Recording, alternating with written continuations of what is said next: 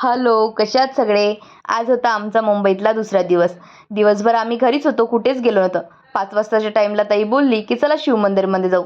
जवळच शिव मंदिर होतं. मग मी, आत्या आणि ताई आम्ही निघालो शिव मंदिरमध्ये जायला. दर्शन वगैरे केलं, थोडा वेळ बसलो. त्यानंतर आम्ही घरी यायला निघालो. आता वाटेत इथे एक एक्झिबिशन लागलं होतं. ताई बोलली, की "चला." मग आम्ही गेलो. आणि इथे तर बापरे! खूप छान-छान वस्तू होत्या. तुम्ही बघूच शकता. कप, बाउल्स, तसेच कुंड्या, पॉट छान-छान होत्या. पण प्राईस पण खूप जास्त होती. त्यानंतर आम्ही आतमध्ये आलो आणि आतमध्ये लाकडाचे खूप सारे असे अँटिक पीस होते आणि खरंच खूप जास्त छान होते.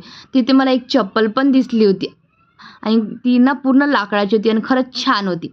त्यानंतर आम्ही घरी यायला निघालो. आता वाटेत आम्ही उसाचा ज्यूस पिलो आणि आपल्या घरी आलो. घरी आल्यावर थोडंसं फ्रेश वगैरे झालो.